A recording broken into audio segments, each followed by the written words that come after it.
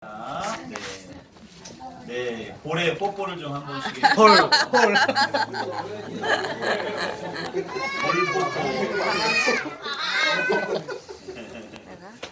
네. 네, 한 주간도 하나님의 인도하신 가운데 보호하신 가운데 우리가 이렇게 서 있습니다. 한 주간 많은 일들이 있었을 것이고 여러분들 또 이 문 밖에 전에 어떤 일이 있었는지는 저는 잘 모르겠습니다. 하지만 여러분들의 형편과 사정을 아시는 우리 하나님께서 여러분들을 또한 회복시키시고 인도하시기를 간절히 원합니다. 이 예배 장소가 여러분들을 회복시키고 충전시키는 귀한 장소가 되기를 원하고요. 또한 여러분들도 하나님의 은혜로 말미암아 정말 충전이 되어야 합니다. 여러분들 맨날 밤이 되면 뭐 하죠? 장기도요. 네? 장기 두세요. 네. 핸드폰 충전하시잖아요. 그죠? 네. 핸드폰 충전 안 하시는 분 없지 않습니까? 왜냐하면 다음날 사용해야 되기 때문입니다. 잘 충전이 돼야 됩니다. 여러분들도 마찬가지입니다. 영적인 사람이기 때문에요. 여러분들 영혼에 신령한 양식이 충만하게 채워져야만 한 주간 또 승리할 수 있습니다. 네. 오늘 말씀은 디모데전서 6장 11절입니다. 디모데전서 6장 11절부터 12절 말씀입니다.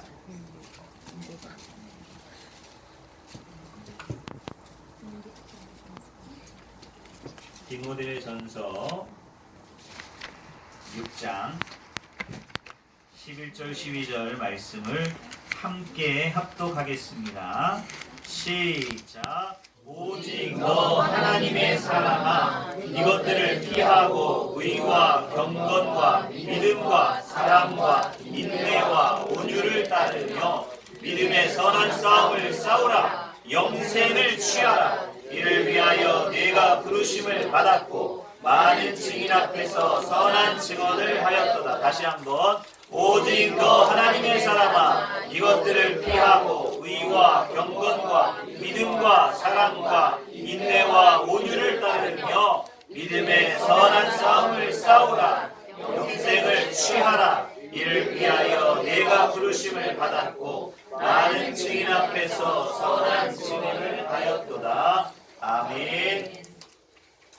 믿음의 선한 싸움을 싸우라 라는 제목으로 하나님의 말씀을 전하도록 하겠습니다.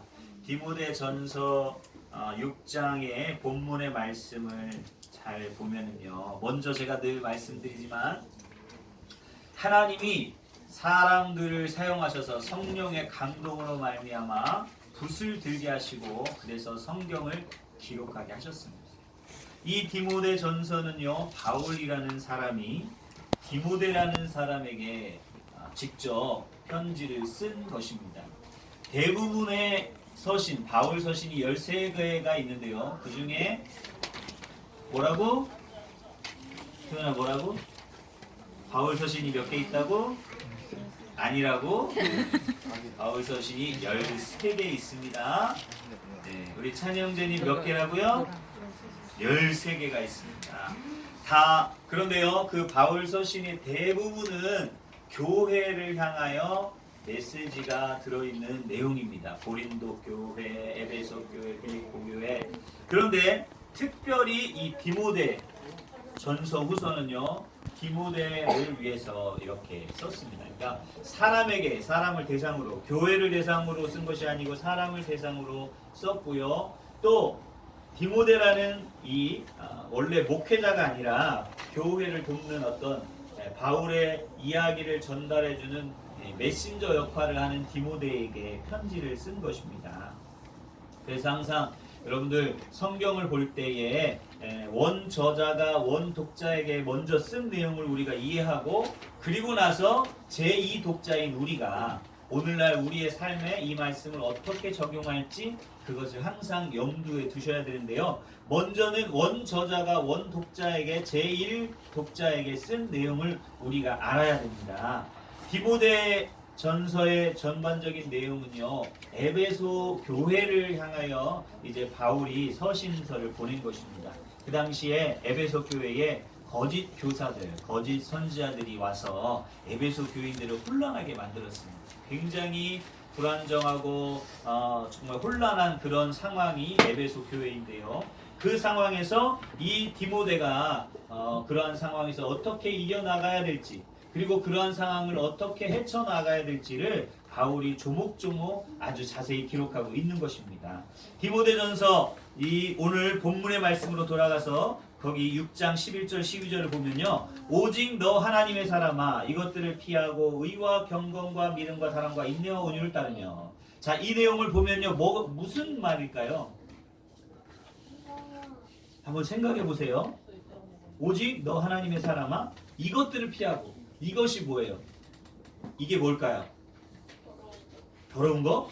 자, 이것이 무엇인지 그 바로 앞에 보면, 그러니까 성경은요 문맥을 파악해야 됩니다. 그냥 문장 하나, 단어 하나만 보고 이것에 대해서 이것이 옳다 그르다라고 말할 것이 아니고 전체적인 문맥과 전체적인 흐름을 파악해야 됩니다. 그래서 6장 전체를 한번 봐야 됩니다. 6장 1절을 보니까요, 무릇 멍에 아래에 있는 종들은 자기 상전들을 범사에 마땅히 공경할 자로 알지니 이는 하나님의 이름과 교훈으로 비방을 받지 않게 하려 함이라. 믿는 상전이 있는 자들은 그 상전을 형제라고 가볍게 여기지 말고 더 잘 섬기게 하라. 이는 유익을 받은 자들이 믿는 자요 사랑을 받는 자임이라. 너는 이것들을 가르치고 권하라. 여러분, 이제 시대적인 상황을 잘 봐야 됩니다. 이 시대는 어떤 시대냐? 종과 주인이 있는 시대입니다. 노예가 존재하는 시대예요. 왜냐하면 전쟁이 일어나고 전쟁이 끝나면 승자가 있고 패자가 있고, 패자는 어떻게 돼요? 죽거나 종이 됩니다. 그래서 종이 존재하는 그런 시대이기 때문에 종과 상전을 이야기하고 있어요. 마찬가지로 오늘날 현대에도 어떻습니까? 종이 존재하진 않지만 갑과 을이 존재합니다. 그래서 주인이 존재하고 그리고 일을 하는 이제 종업원이 존재하게 됩니다. 그런 마찬가지로 그런 상황에 있을 때에 어떻게 해야 되느냐? 어떻게 하라고 되어 있어요? 공경할 자로 알지니, 공경하라는 거예요. 뭔가 이 종과 주인의 관계에 있을 때 주인은 당연히 갑이기 때문에 을이라는 어떤 종에게 부당한 대우를 하게 되지요.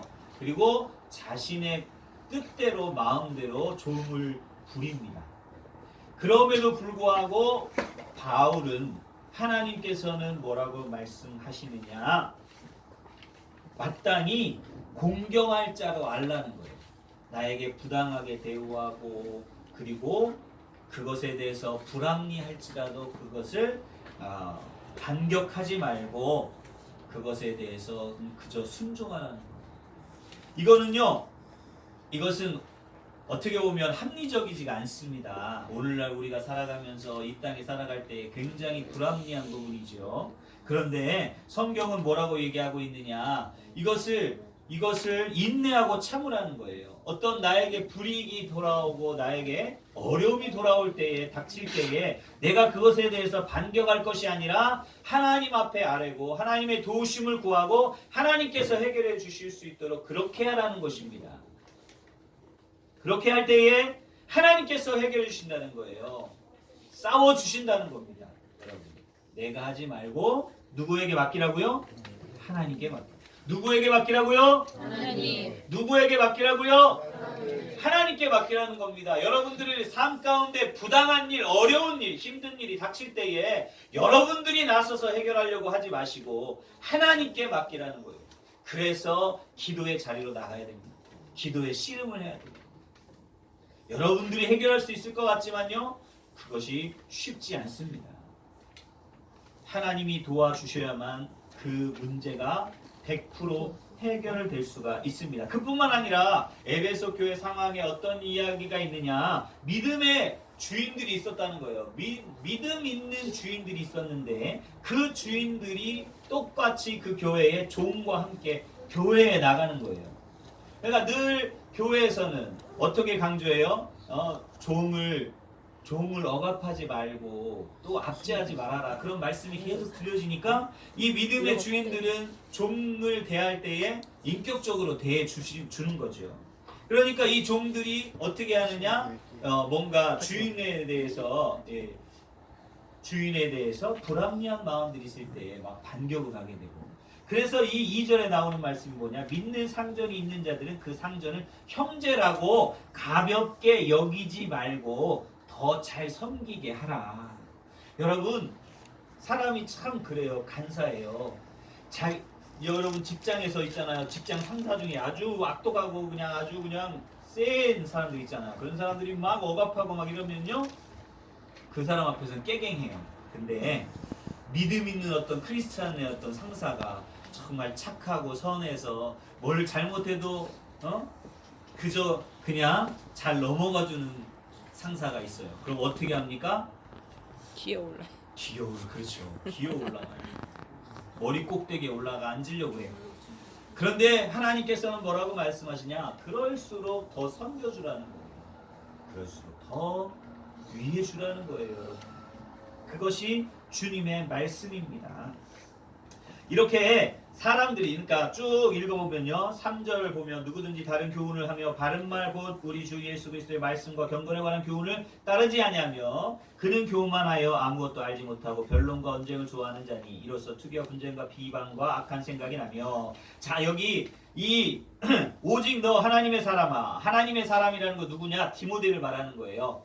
오직 너 디모데야, 이것들을 피하라. 뭘 피해요? 교회 안에서 비방과 분쟁과 교만이 있다는 거예요.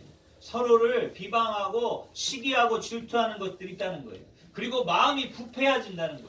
그뿐만 아니라 돈을 사랑한다는 거예요. 그래서 돈을, 사람이 있잖아요. 교회 안에 이런 일들이 있다는 겁니다. 우리 교회는 없지만 저기 어떤 교회 가니까 교회 안에 장사하러 오는 사람이 계세요.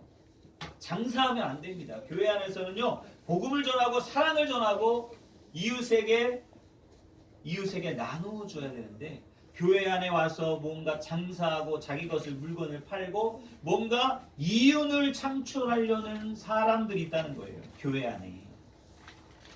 그 사람들은 하나님을 믿으려 온 것이 아니고 하나님의 신령한 양식을 구하러 온 것이 아니라 자기 이익을 위해서 왔다라는 것이죠. 그런 사람들이 존재한다는 거예요. 믿음을 따라가는 것이 아니라 돈을 따라가고. 그래서 10절에 보면, 여기 한번 읽어보겠습니다. 시작. 돈을 사랑함이 일만하게 뿌리가 되나니 이것을 탐내는 자들은 미혹을 받아 믿음에서 떠나 많은 근심으로써 자기를 찔렀도다.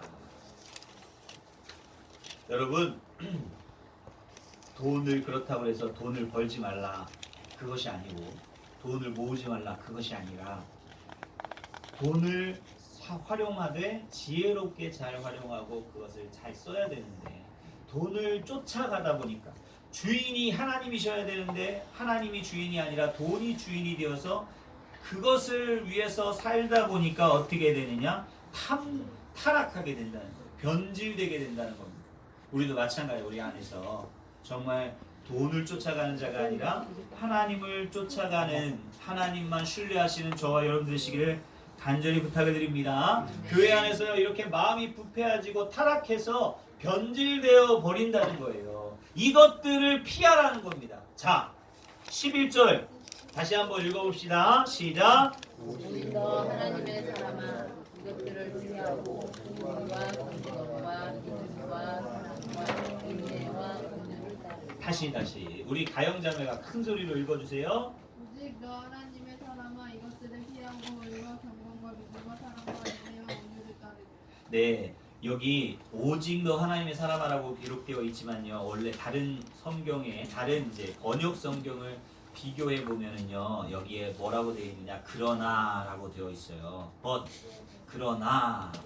그러나라는 단어를 거기다 집어넣고 바로 10절을 한번 읽어보겠습니다. 돈을 사랑함이 일만하게 뿌리가 되나니 이것을 탐내는 자들은 미혹을 받아 믿음에서 떠나 많은 근심으로써 자기를 찔렀도다. 그러나 너 하나님의 사람아, 이것들을 피하고. 3절부터 10절까지 있는 내용들, 그 내용들, 너희 이 하나님의 사람들아, 교회 안에 이런 혼란과 또 교회뿐만 아니라 교회 바깥에 직장 가운데, 또 교회뿐만 아니라 직장뿐만 아니라 학교에서도 마찬가지입니다. 그 안에서 믿음이 없는 상황들, 믿음을 떠난 상황들이 자꾸 발생하게 된다는 거예요. 여러분들을 유혹하고 여러분들을 넘어지게 하려는 그런 상황들에서 뭐 하라고요? 그런 상황들에서 뭐 하라고요? 뭐 하라고요? 피하라. 다시 정답 누굽니까? 영진영 선생님이 맞췄습니다. 예, 훌륭하십니다. 피하라. 자, 우리 학생들 뭐라고요? 피하라. 믿음을 떠나는 행위 안에서 피하랍니다. 여러분 우리 학생들, 자 우리 중학생만 돼도요 친구들이 뭐예요? 구름 과자를 막 먹어요. 그래도 우리 가영자가 잘하네. 자 여러분 그런 이런 유혹과 상황에서 야 한번 펴봐. 이거 얼마나 맛있는지 몰라. 응? 맛이 있어요? 맛있는지 모르겠네요. 저 안 먹어봐가지고 모르겠는데 자꾸 여러분 맛은 없지만 어떻게 하느냐? 멋져 보이게 자꾸 멋져 보인다고 생각하는 거예요. 그런데 멋져 보이지 않습니다. 그뿐만 아닙니다, 여러분. 그런 어떤 유혹 속에서 자꾸 믿음을 떠나는 행위에서 세상은 자꾸 우리를 유혹하고 넘어뜨립니다. 여러분 안 넘어가네. 아 예. 아니. 그러지 않습니다. 네. 오늘 본문의 오늘 제목이 뭡니까? 믿음의 선한 싸움을 싸우라. 여러분 우리의 원수가 누굽니까? 우리의 주적이 누구예요? 북한이죠? 아니죠. 우리의 주적은 원수 마귀입니다. 그래서 바울 선생님이 이렇게 얘기하지 않습니까? 우리의 씨름은 혈과 육에 대한 것이 아니라 정사와 권세와 모든 세상을 주관한 악한 영들에 대함이라. 마귀가 우리를 넘어뜨리려고 믿는 자들을 넘어뜨리려고 늘 호시탐탐 우리를 노리고 있다라는 거예요. 그래서 우리는 늘 깨어 기도하고 늘 깨어 정신을 바짝 차리고 믿음으로 원수를 대적하고 말씀으로 원수를 대적하고 구원의 방패와 구원의 투구와 믿음의 방패를 가지고 정말 복음의 신을 신고 나아가라고 성경은 말하고 있습니다. 여러분들 그래서 우리가 믿음의 선한 싸움을 싸워야 되고 믿음의 선한 싸움을 싸워 이겨 나가야 됩니다. 여러분 믿는 자들 우리 학교 다닐 때 저 학교 다닐 때 믿는 자들은요 굉장히 뭔가 이제 왕따를 시키고 뭔가 이제 모함하는 부분들이 있어요. 제가 복음을 전하면 예수 믿으라고 얘기하면 야 너나 믿어라, 너나 정신 차려라 이렇게 얘기하고 믿는 사람들에 대해서 뭔가 비방과 야 너는 담배도 안 피우냐 뭐 이렇게 뭔가 너는 나이트클럽도 한번 안 가봤냐. 고등학교 때여서 친구들이 야 한번 나이트클럽 가자. 너 잘생겼으니까 한번 거기 가면 가봤어. 그거 제가 잘생겼다는 얘기가 아니라 아니 그거 친구들이 그냥 하는 얘기입니다. 잘생겼다는 얘기가 아니라 왜 조집사님 왜 제가 저를 자랑하는 게 아니에요. 제가 잘생겼다는 게 아니라 친구들이 얘기하는데 넌 잘생겼으니까 거기 가면은 뭐 여자들이 막 이렇게 줄줄 따를 거야. 이거는 그냥 유혹하는 거죠. 그럼 유혹하는 거죠. 야 너는 나이트클럽 한번 우리 학생들이 잘 모를 거예요. 지금 뭐 그런 게 없죠. 이제 클럽이 지금 현재 존재합니다. 그래서 우리 학생들 중에는 클럽에 가고 싶어하는 사람들도 혹시 있을 수 있겠습니다만 어쨌든 옛날에는 나이트클럽이라는 곳이 존재했고요. 그곳에 한번 가보고 싶은 것이 우리 40대 어른들의 로망이었어요. 그죠? 아닙니까? 네, 우리 집사님들 다 신령하셔서. 네. 조 집사님 어떠세요? 나이트클럽 가보셨어요? 가보긴 했는데. 가보셨구나. 별로 안 좋아해요. 좋아하진 않습니다. 네, 이렇게 이와 같이 정말 어쨌든 이런 유혹들이 자꾸 오는데 그런 유혹이 왔을 때에 우리가 믿음의 선한 싸움을 싸우고 믿음으로 그걸 마음을 지켜나가야 돼요. 여기 교회의 시대적인 상황도 마찬가지입니다. 디모데와 거기에 많은 신실한 일꾼들을 자꾸 거짓으로 속여서 넘어뜨리고 자꾸 돈 거래를 하게 하고 교회에서 돈 거래하게 하고 또 다른 말씀을 전하고 무엇인가 편법을 사용하게 하고 정직하지 못하게 하는 그런 일들을 계속적으로 자행했다는 거예요. 그래서 거기에서 떠나라는 거예요. 거기서 떠나라. 그것을 피하라. 저 예전에도 말씀드렸잖아요. 여러분들 죄의 유혹에서 여러분들 피하라는 겁니다. 맞서 싸우지 말고. 여러분들이 힘이 없어요. 내가 한번 해보겠다 하지만요 해볼 수가 없습니다. 왜냐하면 우리는 연약하기 때문입니다. 정말 늘 성령의 도우심을 구하고 하나님의 도우심을 구하지 않으면 우리는 좌절하고 실패할 수밖에 없습니다. 여러분 덴마크라는 나라가 있는데요. 또 안 넘어가네. 넘겨주세요. 덴마크라는 나라가 어디에 있냐면 저기 한번 보시면 여기에 있어요. 여기가 덴마크예요. 굉장히 작지요. 영국은 이만하고 영국보다 영국에서 약간 모자릅니다. 그냥 두시고 아니요. 그냥 두세요. 그냥 두세요. 이 덴마크라는 나라가요. 원래 작은 나라였지만 그 유럽을 휩쓰는 이 바이킹족 속의 그 후손입니다. 그래서 굉장히 전쟁에 능하고 굉장히 싸움을 잘해서 그 일대를 굉장히 호령하던 나라였어요. 근데 어느 날 이제 독일하고 오스트리아하고 전쟁이 붙었는데 그때 덴마크가 패하게 됩니다. 패망하게 되고요. 완전히 패망해서 이제 그 전쟁의 보상금으로 덴마크 안에 있는 굉장히 풍요한 도시를 내놓게 되고요. 그리고 이제 전쟁의 폐허 속에서 완전히 좌절 가운데 살게 됩니다. 그래서요, 이제 전쟁이 끝나고 군인들이 이제 집으로 돌아오게 되는데 그 군인들이 전쟁에 패하게 되니까 어떻게 합니까?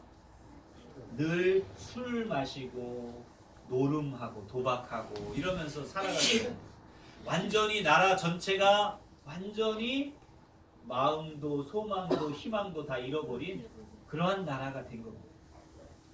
그런데 그때에 한 사람이 일어나서 이 사람이요 어떤 사람이냐면 믿음 있는 사람이에요. 공병 상사 달라스라는 사람이 청년이었는데 그 사람이 한 손에는 성경을 들고 한 손에는 곡괭이를 들고 나타나서 군중 앞에 나타났습니다. 그리고 그가 이제 군중들 앞에 이렇게 호소했습니다. 친애하는 덴마크 국민 여러분, 칼로 잃어버린 우리의 조국 괜히로 찾읍시다. 해적질로 잃어버린 도덕 성경을 통해 찾읍시다 라고 외쳤어요. 그리고 또 한 사람이 나타났습니다. 그룬두비 목사님이라는 분이 나타났는데 그는 하나님 사랑, 이웃 사랑, 덴마크 사랑을 외쳤습니다. 그러나 누구 하나 거들떠보지 않았다는 거예요. 그러나 그들은 실망하지 않고 어려운 그 땅을 살리려고 나무 심기를 시작했다고 합니다. 나무를 계속 심었대요. 이 나무도 심어보고 안 되면 저 나무도 심어보고 저 나무 심어서 안 되면 또 다른 나무를 심어보고 이게 바로 믿음의 인내예요. 정말 하나님 앞에 기도하고 나아가 계속적으로 안 돼도 실패해도 그것을 이기어 나가서 그것을 계속 어느 산골에 있는 이름 없는 나무를 심어서 이렇게 그 나무를 키우게 되었는데요. 그렇게 하다 보니까 그 나무로 인해서 그 땅이 옥토로 변하게 된 겁니다. 그래서 그 나무로 말미암아 이 온 땅이 초원으로 되게 되었고요. 지금은 덴마크 하면 뭐가 생각나요? 우유. 그렇죠. 우유. 치즈. 더욱더 치즈. 치즈도 있고 우유. 요구르트. 덴마크 하면 낙농업 국가로 생각나죠? 낙농업 국가입니다. 덴마크 젤리 있어요? 네. 자, 어쨌든 완전히 잿더미가 된 나라가 어떻게 이렇게 회복할 수 있었을까? 그것은요 믿음 있는 두 사람이 끈질기게 믿음의 선한 싸움을 싸운 겁니다. 믿음의 선한 싸움. 그 싸움은 뭐예요? 멱살을 잡으면서 너 왜 정신 안 차려? 이게 아니라 외친 거죠. 우리가 지금까지 해적질하면서 남을 해하고 살았고 또 전쟁 칼로 인해서 망했던 나라 이제는 우리가 복음으로 살자, 믿음으로 살자, 말씀으로 살자 외치고 나아가니까 하나님께서 그 나라에 복을 주셔서 지금은 낙농업 국가로요 얼마나 성장했는지 그 나라 덴마크에서 키우는 돼지가 전 세계 12개국인가요? 한국, 미국 부위별로 판매가 되더라고요. 그뿐만 아니고 편의점에 가면요 덴마크 요구르트인가 드링킹 요구르트 아시죠? 그게 있어요. 예. 마찬가지로 이렇게 잿더미의 나라에서 회복될 수 있었던 그 이유는 바로 믿음의 선한 싸움을 싸운 자들이 있었기 때문입니다. 할렐루야. 여기 국기를 왜 제가 걸어놨냐면요, 여기 보세요. 어떤 모양이 있어요? 십자가 모양이 있어요. 십자가 국기로 수천 년을 보내온 나라예요. 믿음으로 시작된. 여기 어떤 이 전해져 내려오는 이야기를 제가 이제 검색을 해서 사전을 찾아보니까 이 덴마크 국기의 유래가 어디서부터냐면 수천 년 전에 나라의 그 왕이 전쟁을 하는데 하늘에서부터 전쟁이 이제 계속 이기지 못하고 치열한 전쟁을 하게 되었어요. 전쟁에서 지게 되는 상황에 하늘에서 하얀 십자가가 보이고 그리고 빨간 그 안에 하얀 십자가가 보였대요. 그리고 나서 전쟁을 승리하게 되었대요. 그래서 이제 국기를 저렇게 하게 되었고, 그래서 여러분 십자가 뭐를 건드렸어요? 십자가 모양의 국기를 본따서 따라서 하는 나라들이 굉장히 많아. 몇 나라들 또 있잖아요. 저 십자가 모양으로 이렇게 해가지고 하는 나라들, 그런 나라들이 생기게 되었다고 합니다. 여러분 이렇게 정말 누구로부터 시작되었어요? 누구로부터? 그 믿음의 사람들로부터 이 나라가, 잿더미의 나라가 회복되게 됩니다. 이 사람들을 뭐라고 하느냐? 하나님의 사람이라고 해요. 하나님이 쓰시는 사람.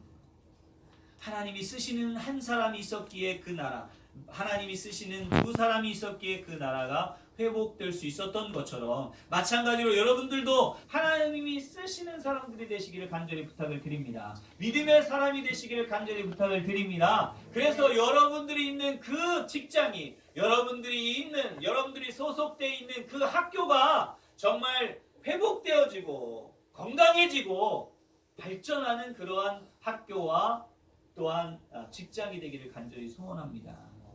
여러분, 뭔가 여러분들한테 불이익을 준다고 해서 그것을 떠날 생각만 하지 마시고, 늘 그렇잖아요.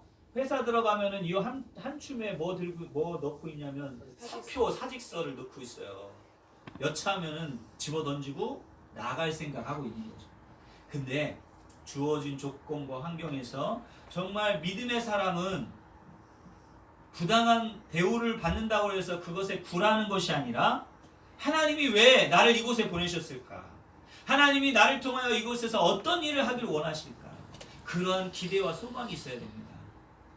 그리고 하나님이 나를 이곳에 부르신 이유, 그리고 나를 보내신 그 목적. 요셉이란 사람은 형제들에게 팔려서 노예로 애굽에 팔려가게 돼요. 완전히 어떤 마음일까요, 여러분? 만약에 내 형제가, 내 부모가 나를 새우잡이, 고래잡이 배에 팔아 넘겼다. 여러분들 어떤 생각일까요? 아, 나는 망했다. 내 인생은 망쳤다. 요즘 유행어가 그거라면서요. 이생망이라고. 이생망이 뭔지 아세요? 이번 생에는 망했다. 별로 감동이 별로 생각이 저기 안 오는가 본데요. 이생망, 이번 생에는 망했다. 그러니까 이번에는 글렀다라는 거죠. 그래서 그렇게 얘기한다는 거예요, 사람들이. 그런데 믿음의 사람들은 그것이 아니라 하나님이 주신 기회라는 거. 요셉은 그 기회를 잡아서 정말 애굽의 총리가 되고, 요셉이라는 사람이 없었으면 어떻게 했을까요? 그 나라가 7년 동안 가난을 겪게 되는데, 그 가난에 애굽에 이 요셉이라는 사람이 없었다면 이 애굽은요 멸망하게 될 겁니다. 멸문지화를 겪게 될 겁니다. 하지만 이 요셉이라는 사람이 있었기에 7년 동안 7년 동안 가뭄을 대비하여 7년의 풍년을 잘 맞이해서 그 모든 곡식들을 잘 비축해놔서 나머지 7년 가뭄을 이겨낼 수 있는 그런 놀라운 일이 있었다는 거예요. 여러분, 1년만 가뭄이 와도요, 현 세계가 어떻게 될까요? 지금 현 세계 잘 살아갈 것 같죠? 라면으로 먹고 살 수 있을 것 같죠? 네? 맨날 라면만 먹으면 살 수 있을 것 같죠? 제가 한 달 동안 라면만 먹어봤는데 위에 구멍 나요, 여러분. 안 좋습니다. 라면은 원자재가 뭐예요? 밀가루잖아요. 밀가루가 생산이 안 되는데 어떻게 라면이 나오겠습니까? 그런데 하나님이 쓰시는 한 사람이 있었기에 식량을 비축할 수 있었고, 그리고 그 나라는 살 수 있었습니다. 모세라는 사람이 없었다면 이스라엘 백성들이 그 노예 생활 가운데 400년 동안 노예 생활하는 그 참혹한 상황에서 어떻게 탈출할 수 있었겠습니까? 모세라는 한 사람, 믿음의 사람, 정말 그 믿음의 사람이 끈질기게 하나님의 말씀에 순종하였기에 승리의 가나안 땅에 입성할 수 있었습니다. 여러분, 여기에도 지금 30명의 사람이 있는데 요구가 같아요, 달라요? 다 달라요. 생각도 다르고 마음도 다르고, 어떤 분은 이거 해달라, 어떤 분은 요거 해달라, 어떤 분은 저거 해달라고 이렇게 얘기하는 거예요. 그런데 모세의 딸린 식구들은 얼마나 많았을까요? 약 400만에서 1000만 이상 됐을 거라고 추산하고 있는데, 그렇게 많은 사람들이 모세한테 늘 배고프다, 목마르다, 왜 우리를 여기 끌어왔느냐, 얼마나 힘들었겠습니까? 하지만 믿음으로 그 선한 싸움을 악으로 갚은 것이 아니라, 너희들 네가 나를 모함하고 나를 힘들게 했지? 요거 봐라, 내가 내 권리로, 내 권력으로 네 목을 치겠다라고 하지 아니하고 끝까지 하나님의 말씀에 순종하여 믿음으로 승리하였기에 이스라엘 백성들이 가나안 땅에 들어갈 수 있게 되는 거예요. 여러분, 우리도 마찬가지입니다. 우리가 어떻게 살아가야 될 것입니까, 여러분? 우리가 믿는 자로서 직장에서, 학교에서 많은 불이익과 많은 어려움을 당하게 됩니다. 하지만 그러한 상황 가운데 우리는요, 믿음으로 인내하며 선한 싸움을 살아가야 됩니다. 악을 악으로 갚지 말고 악을 선으로 갚으시는 저와 여러분 되시기를 간절히 부탁을 드립니다. 악을 선으로 갚으셔야 됩니다. 정말 여러분들, 이 소망이 없는 덴마크라는 나라에 그 두 사람이 정말 믿음으로 나아갔을 때 나라가 완전히 회복되어서요,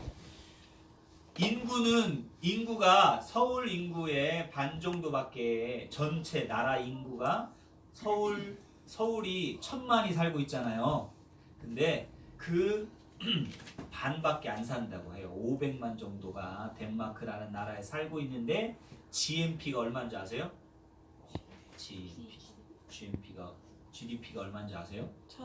4만 달러예요.